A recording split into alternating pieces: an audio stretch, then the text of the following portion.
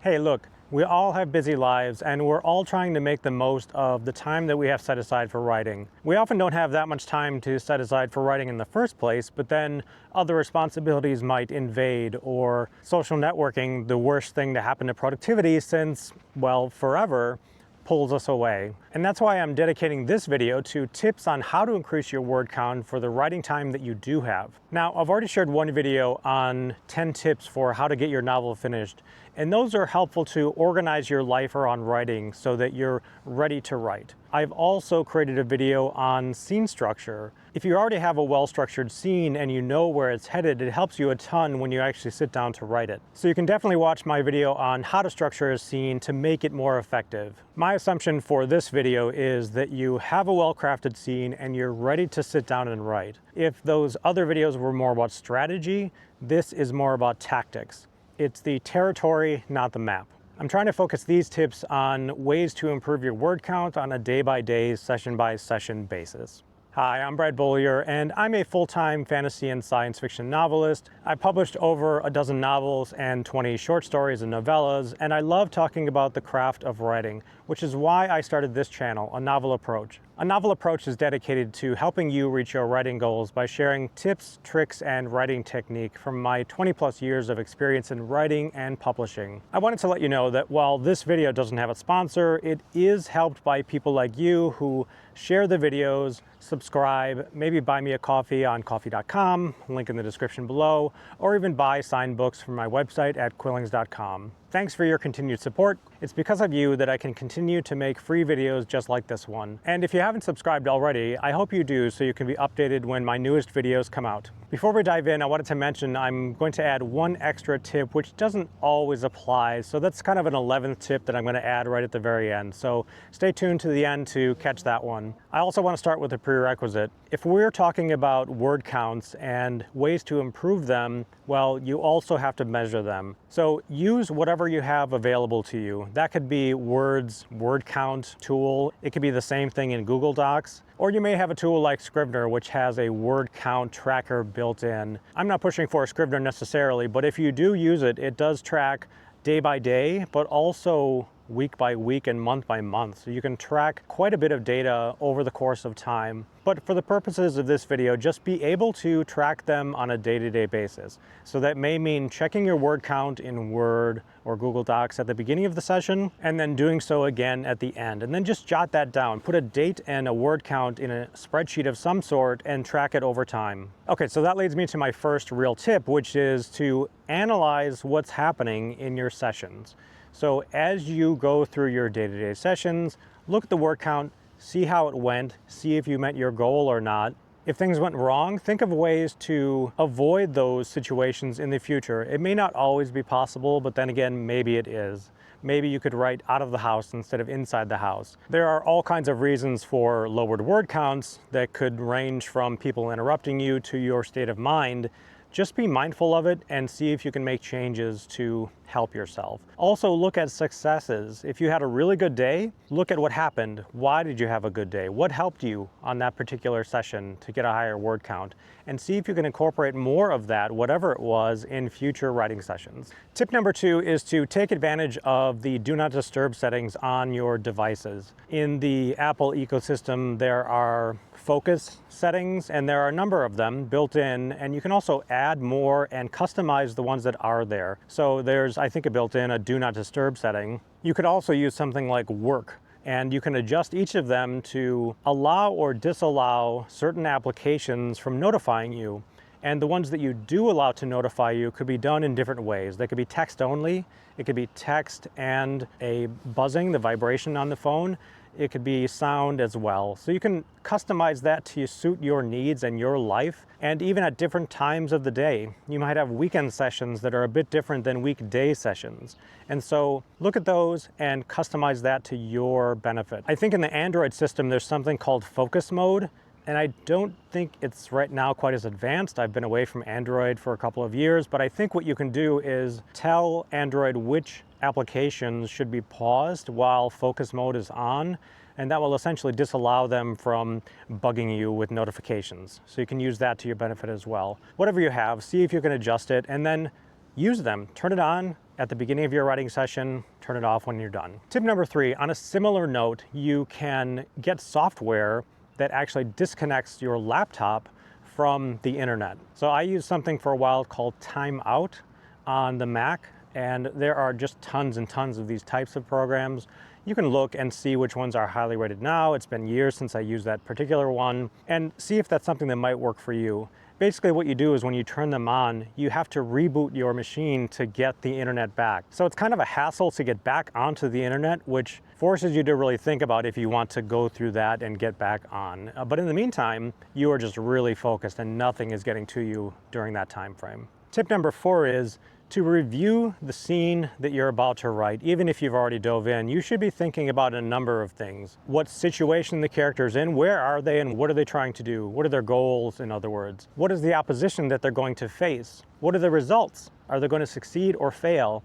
Also, what happens if they do fail? What are the emotional stakes for that character as that scene is playing out? And finally, where does the story head afterwards? I realize the story isn't at that point yet, but it can help you set up the character perhaps for overconfidence or a big fall as the scene plays out. Just having that stuff in mind will help you prepare for the scene as it begins, as the conflict develops, and as the disaster at the end, or again, perhaps the success that they have, plays out.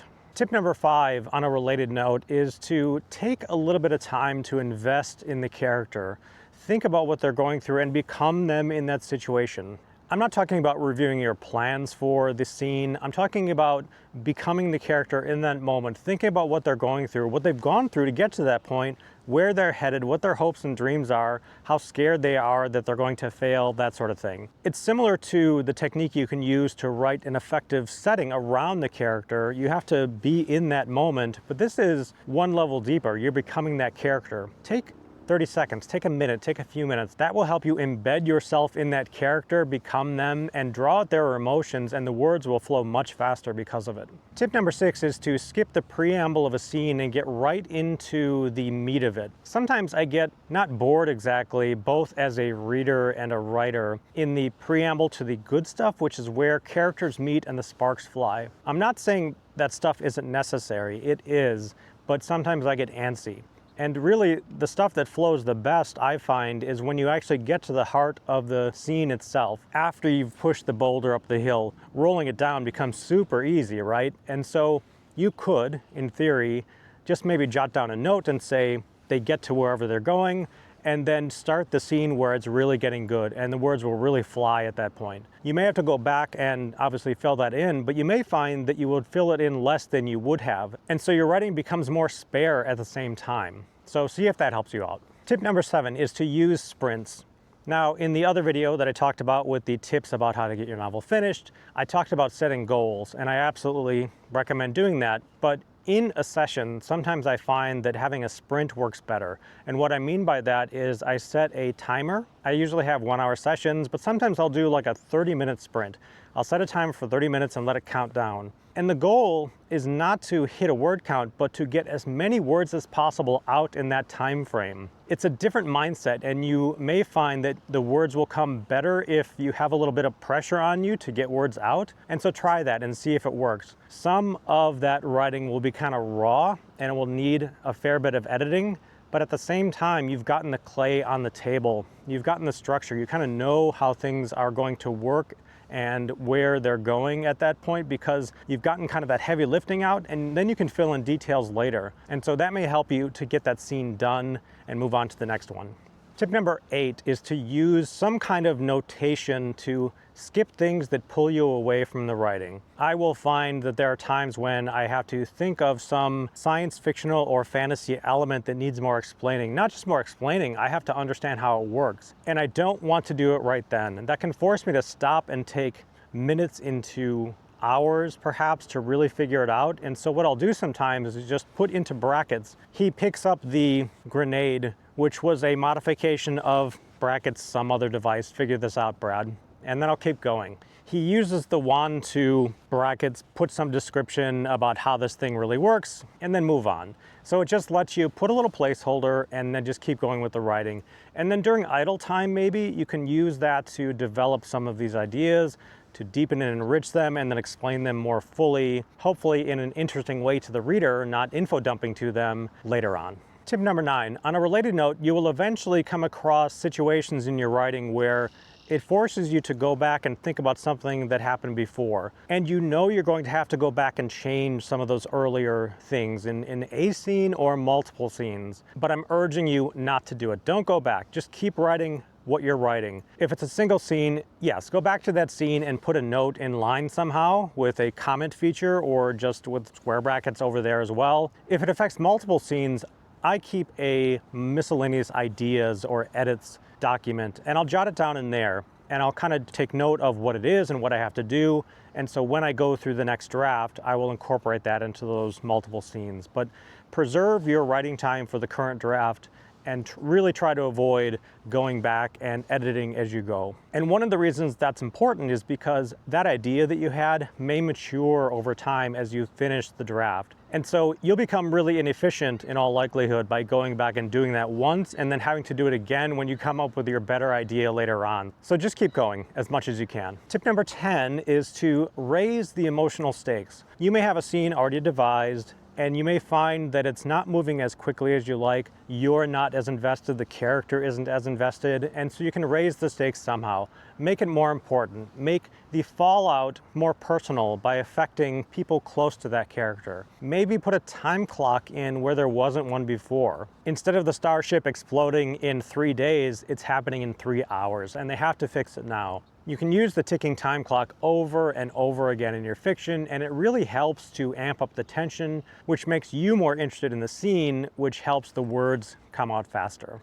Now, I mentioned one bonus tip, and this doesn't apply to every single session, but I find it very useful when it does work, and that is to stop writing in the middle of a scene, right when it's getting good. I mentioned pushing the boulder up the hill, like getting the scene started and figuring out where the characters are and finally getting them in conflict with one another. As you're heading towards the climax of that scene, you'll find the words flow really fast at that point typically.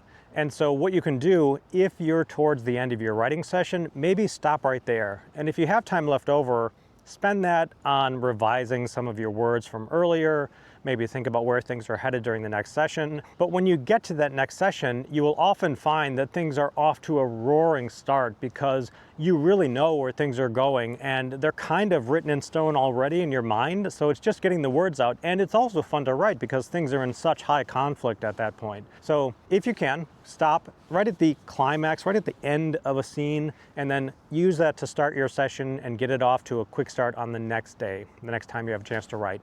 Increasing your word count is difficult at first, but it's definitely achievable. Track it, try some of these tips, see if they help you out. These may be really incremental improvements on a day-to-day basis, but over the course of a full novel, it really helps. And now I'd like to turn it over to you. There are a million ways to help you improve your word count. What are some of the tips and tricks that have worked for you in the past? If you have some, please put them in the comments below so everyone can benefit from those. I hope you'll like and share this video with other writers and writer groups. I have a ton more videos planned, including another Scrivener on the corkboard and outline views, additional mastering fiction videos, and more. So be sure to hit subscribe to be notified when those come out. Until next time, everyone, dream big, stay positive, and keep writing. Peace, everyone.